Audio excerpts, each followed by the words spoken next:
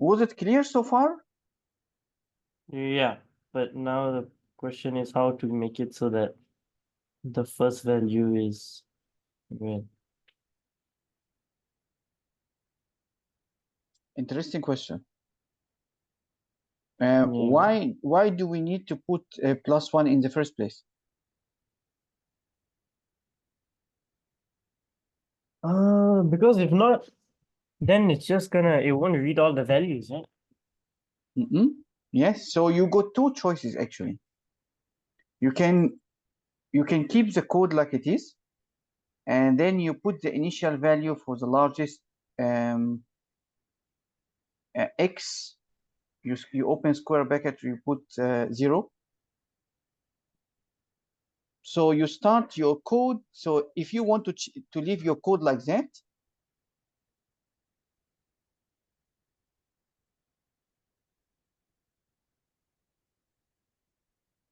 Oh. So this is working. Oh yeah, because the I is also yeah, this all I have to do. Yeah. Quite simple, right? Yeah. So Okay. the 14, do you know why the 14 is printed 2 times? Yeah, because we Return we're and print. printing this. Yeah. Okay, clear? Yeah. Okay, what is the next? Index of smallest. Mhm. Yeah, which we haven't So done. if we have the largest, are we able to modify it to get the smallest? Yep. Yeah, so it's just the smallest value, right? Okay. Yeah, with the trick that we are not getting the smallest, but the index of the smallest.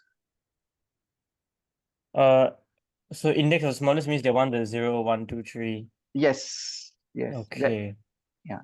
So the place of the smallest inside the list. I see. Okay, so now I want smallest.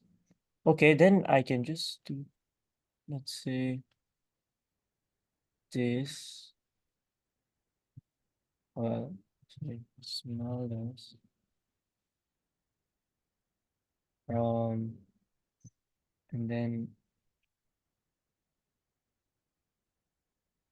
wait, x1, and then have it to be x of the smallest. Smallest is 0.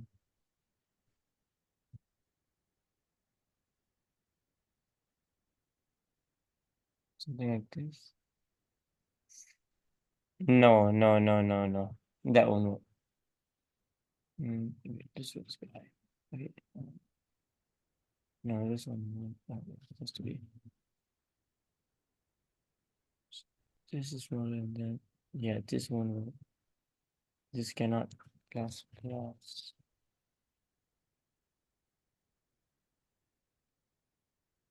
This needs to be like equals I.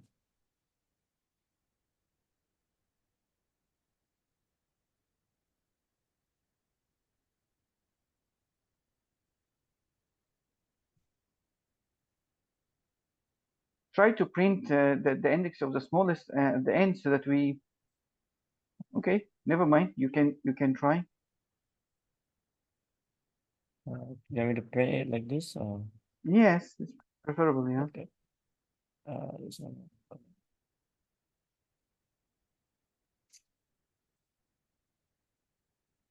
Okay, you get 1. Let me just make sure. And yeah, that's correct. But let me make it. Let's make this 4.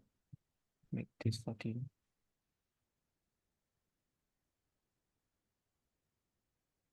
Okay, let's make this 14. But it's returning 2, and 2 is referring to 14, and this is not the index of the smallest. Where is the smallest? It's always referring to 14. Why? Oh, sorry. It's referring to the largest. So what is in your code that need to be modified somehow? Why is it always referring to the first? Oh,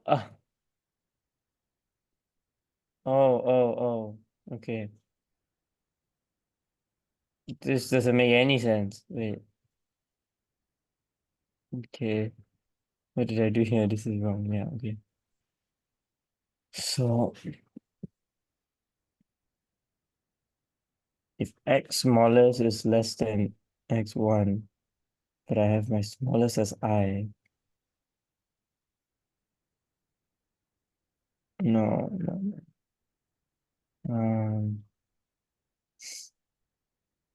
Okay, what's happening?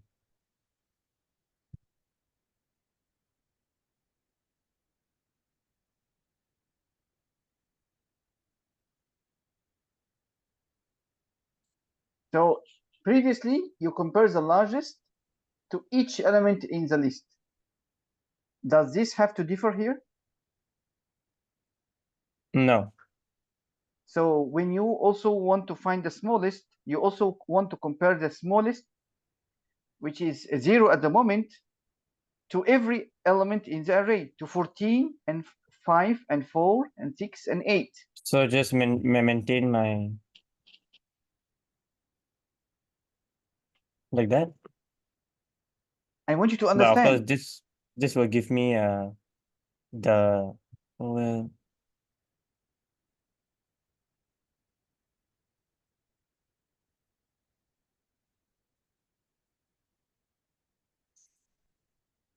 So now what your condition is saying, actually, your condition is saying if the element inside the array is bigger than smallest, then put the biggest inside smallest. Yeah, this is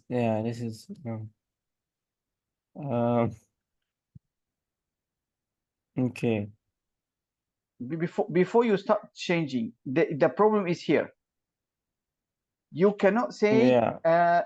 the element inside is bigger than mine. You have to say if the smallest, if what I'm carrying in my hand now is bigger than the element in the array, then it means that I don't want whatever in my hand now. I want to get the smallest.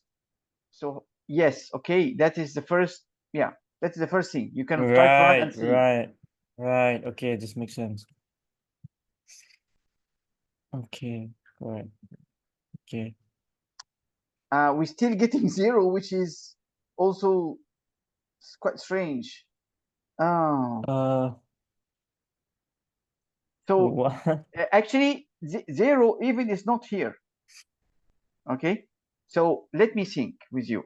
Now, if you are comparing, but just wait, because I understand sometimes there is no code to copy. Sometimes you have to only try to analyze.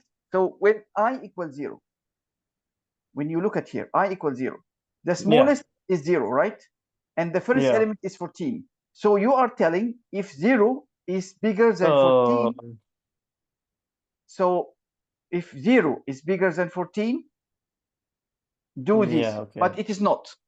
0 is never bigger than 14. So this will never be executed. Okay. And then you ask here to print the smallest. Okay. And then the next, when I equal 1, what is the condition? I equal 1, we're comparing 5 to 0. Which one is bigger? Is it 0 bigger than 5? No. So okay, I see. if you compare 0 to every element here, 0 will still be the smallest. So we will never put anything inside the smallest. So the smallest will remain 0 all your loop, and you would only print 0 because this is the smallest. Yeah. Now, okay, I would like to teach you something. In the algorithm, when we search for the largest, we always set the largest to the lowest value possible. If we are able to set here -1, we also can do it because we are searching for the largest. So it means that if they see -1, any number bigger than 0 will be bigger than -1. But when we are searching for the smallest, we need to put here bigger number. So if I put here 1 billion, so if I compare 1 billion to 14, which one is the smallest? 14, definitely. 14. Yeah. If I compare, yeah, so 1 billion compared to even 0, 0 is still the smallest. So that's why here is reverse to here. Here you can put 0, it's safe. But when you're searching for the smallest, you cannot put 0 because it's very hard to find a number that is less than 0. You're comparing always the smallest to every element. So I want you to hear what put 1 million. Here, put 1 million. Okay. Wait, okay.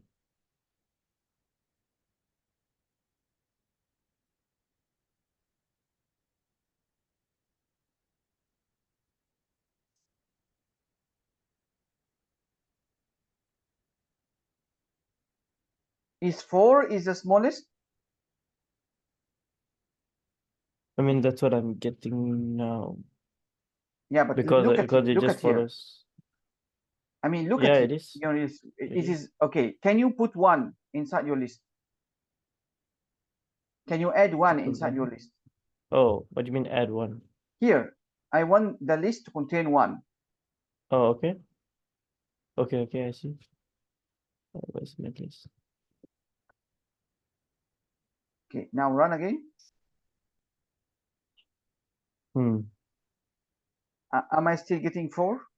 Yeah. I'm not getting 1, right? Yeah. So is it there got an issue?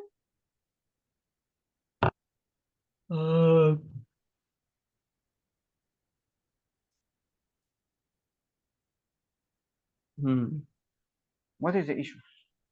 Why I am not getting 1 and instead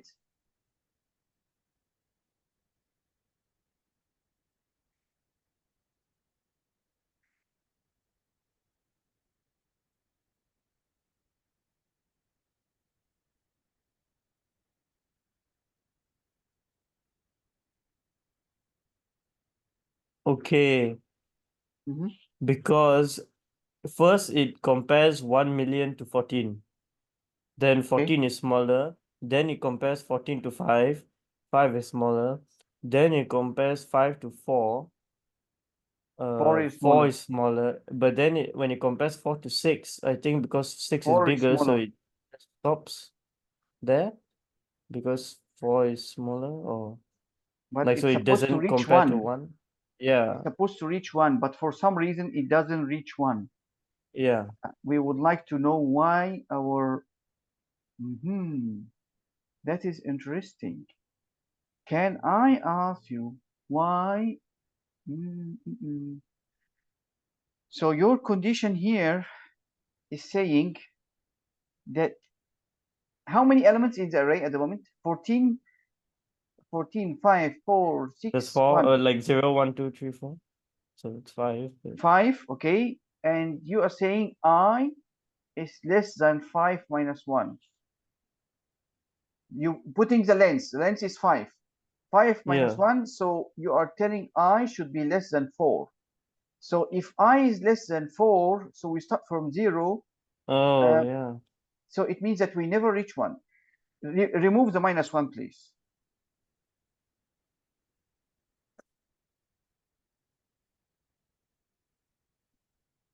Okay.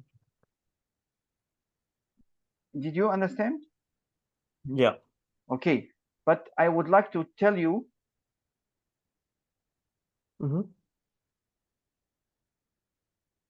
Okay. At the moment, you already managed to get it to work, but you still did not return back to me the index of the smallest. You only return to me the smallest, but not the index of the smallest.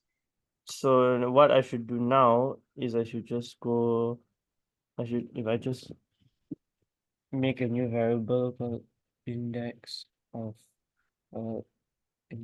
smallest equals 0, then is it maybe after the loop I should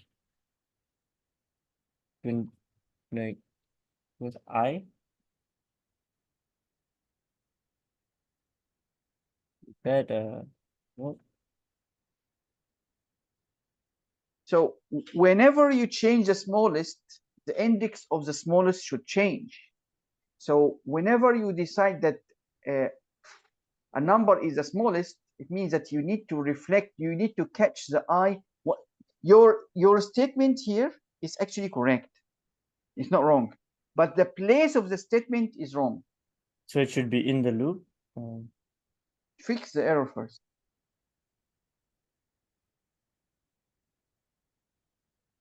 Oh. Oh, I need to first of all make this integer. Then here. How come? Shouldn't this work? Cannot find simple. It's quite strange. This you Is it put because it they in, cannot find the I?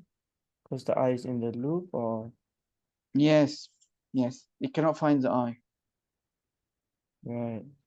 But if but I it's not difficult to define the eye outside. You can define, yeah, I can just put I yes, equals integer 0. eye. Yes. Yeah. Okay. So will this give me a But that will give you an error because you cannot define I 2 times. So you have to Oh, remove the word yeah. int from there. Yes. And I still get the same error, same 2 errors. Cannot had find earlier. simple. So he cannot find index of smallest. Oh, this is in the loop. I'm supposed to put it all here. This was in the loop. Because this is the for statement bracket, this is the loop bracket.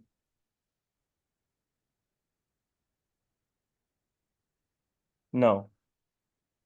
It's still wrong. Did you copy it properly? Just to make sure that we are not solving the. Oh.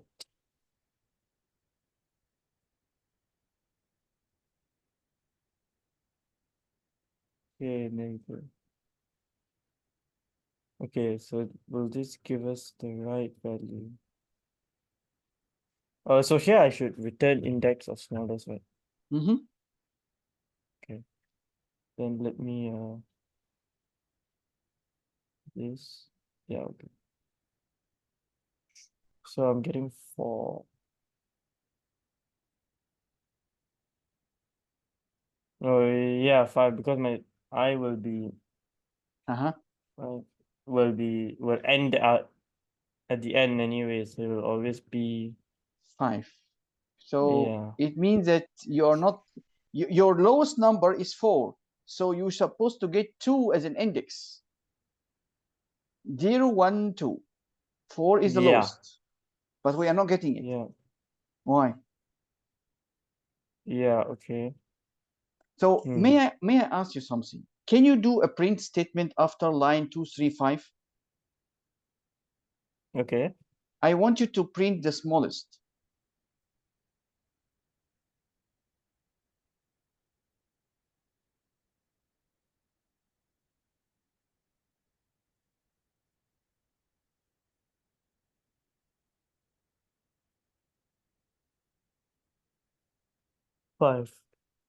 So no, the sorry, smallest is 4. Sorry. So Yeah, it means 4, that you managed to get the smallest correct, but your problem is not getting the I correct. So my question to you now, okay, now let me again. So when you have 20 and 50 and 100 on your hand, on the table, and then you have 10 in your hand, and then you decide, oh, 10 is the smallest, I will not change. You compare 10 to 50, I will not change. You compare 10 to 100, I will not change. If you have here 5 ringgit, you compare 10 to 5, oh, now 5 is smaller than, so you put here 5, and you take the 5 in your hand. When you take the 5 in your hand, then you would like, when you do this kind of swap operation, then you would like to know what is the arrangement, or what is the count, what is the arrangement of these nodes on the table.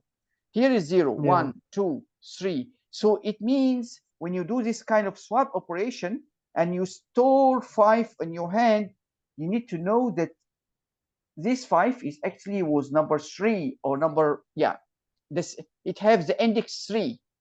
So only when you do that change, then you need to store the index. You cannot do it after you finish all the comparison, because you at that time you will lose. Okay.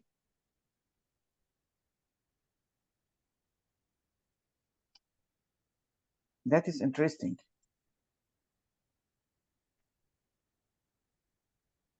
So I want you to put 1 at the end. Okay, fine, good.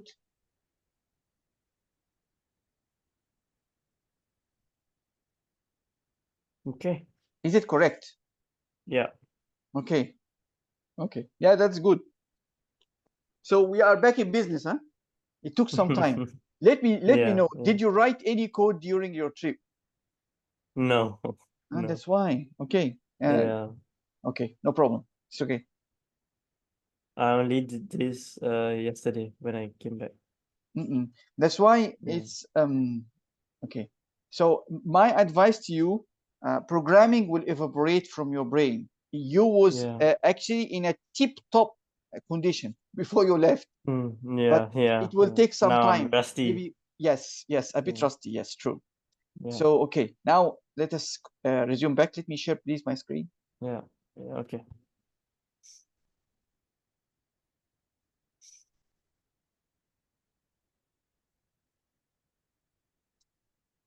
So actually today we will take something new, which is the enhanced for loop. This enhanced for loop, we don't want to use I and I is less than and then I plus plus. We replace that with some kind of form like that. So here you don't need actually to check the end of the list or the end of the loop that you want to stop at, and you don't want to do this I plus plus. We call that for each loop. The for each loop do many things for us and make our life slightly easier. So this is how it looked like. This is your original for loop that we always use.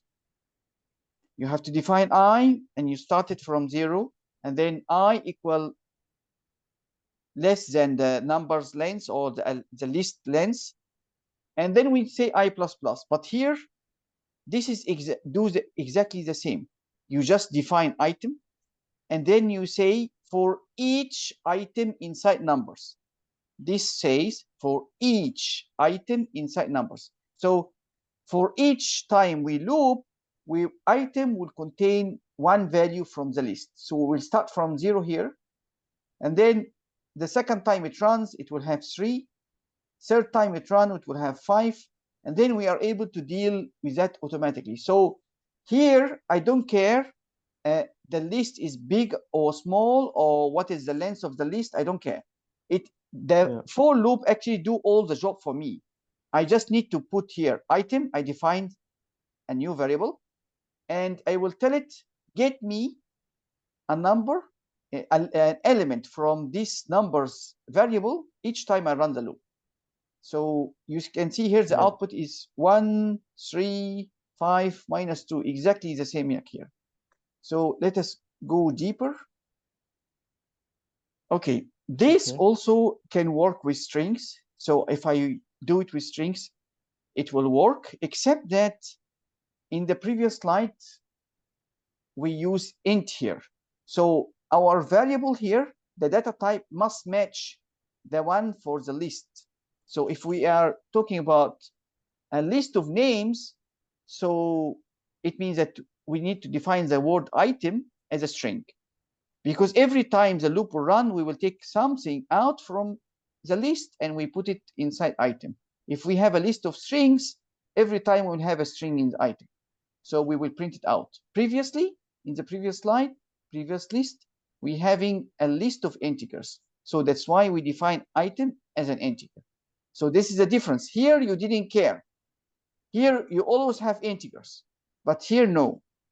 So sometimes you have it int, sometimes you have a string, sometimes you have something totally different.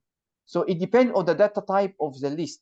So if you have, we never talk about that before, but if you have a list of objects, so I believe in the past you created a point class, and this point class have some contents and variables inside, if you can still remember. So we are able to make a list of objects of type point. So we say here, this is actually new to you, new point, and you give it, this is a constructor, you're calling it, and you're passing 1 and 2. And you call another point, you pass it 4 and 5. A third point, 2 and -4. So you created a list that contains 3 points, 3 object points. So here you're creating a list of strings, but here no, points. Is it clear to you? Yeah. I know it's new, but what I want you to notice, so you see here, when we create the item, we need to make it follow the same data type like the list. So the same also goes here. When we have a string list, our item will become a string. If we have a point list, then the item will be of data type point. So every time we loop, item will have an object that is created in the list, and we are able to print it out. So when we print out, we print out first 1 and 2, which was the input to our object or class, and 4 and 5 also here, and -2 and 4 as an output. So that will be actually the way that we printed it here. We are not able to print objects unless we use something called toString. Do you still remember that we use toString inside our classes? I think you start to lose track. Am I right? Yeah. Okay. May I ask you, can you look for a point class or even a student class inside your code? Yeah, we did do a Point, yes. Look, open the point class or even the student class and look for toString method and look how it is implemented, so you have an idea.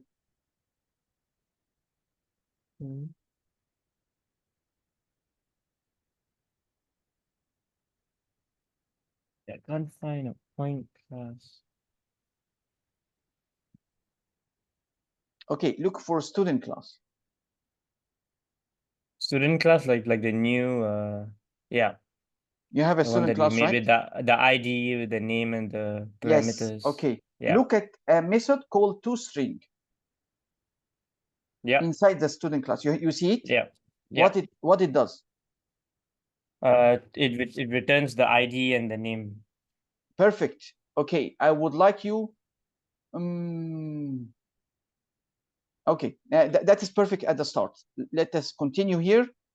So now you know how toString is implemented. Let me just share with you a few things, and then we can try later on.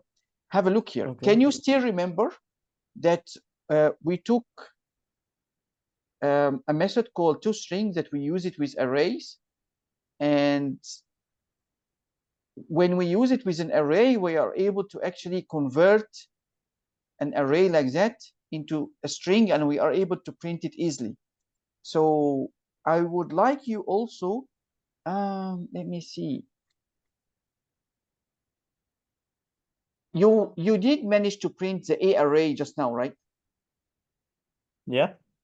So how you print it? Did you use arrays to string?